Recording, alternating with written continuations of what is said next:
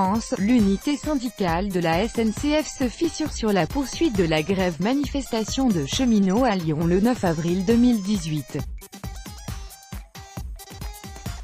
Reuters, Emmanuel Foutre-L'UNSA et la CFDT ont décidé mardi soir, à la sortie d'une réunion de l'intersyndicale, de sortir de la grève après le 28 juin, contrairement à la CGT et Sudrail qui, eux, veulent poursuivre le mouvement.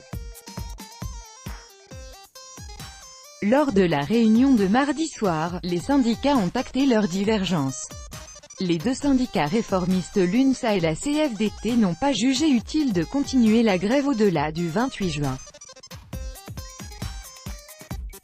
Le secrétaire général de la CFDT Laurent Berger a évoqué sur CNews plusieurs raisons. D'abord, je crois qu'il ne faut pas perturber ce moment qui est un peu « sacré » pour les citoyens français. Et deuxièmement, parce que nous avons fait le travail pendant le processus parlementaire pour améliorer la loi même si elle ne nous convient pas dans sa philosophie, mais nous avons obtenu des garanties pour les cheminots.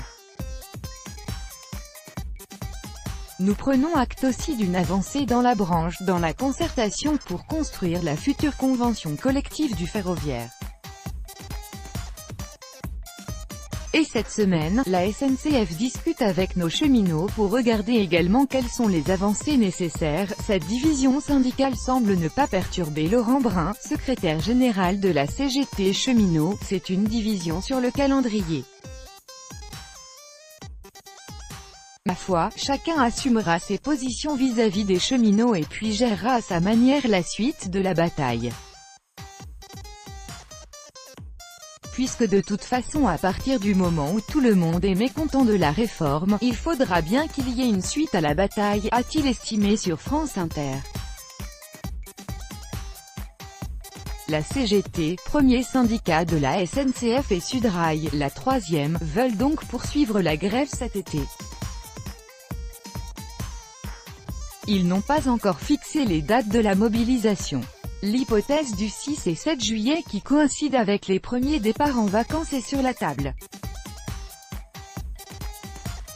Mais le retrait de la CFDT sera un coup dur pour la poursuite du mouvement.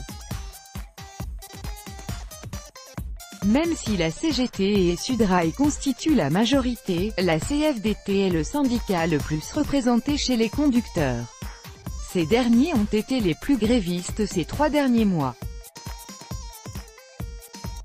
Les raisons de la désunion l'intersyndicale, qui faisait bloc depuis l'annonce du projet de réforme de la SNCF, se fissurent donc aujourd'hui pour les raisons suivantes.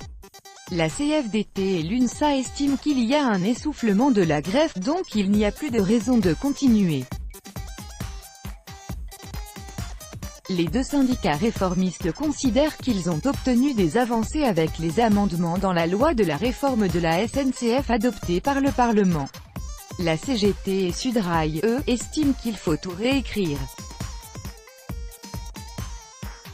Les syndicats n'ont pas non plus les mêmes points de vue concernant le deuxième chantier qui a commencé vendredi dernier, celui des négociations sur la convention collective du secteur ferroviaire. À l'issue de cette réunion avec la ministre des Transports Elisabeth Borne et le patronat du ferroviaire, la déception de la CGT et de Sudrail contrastait avec les points positifs relevés par l'UNSA et la CFDT. Des désaccords ont été relevés au sein même des syndicats contestataires.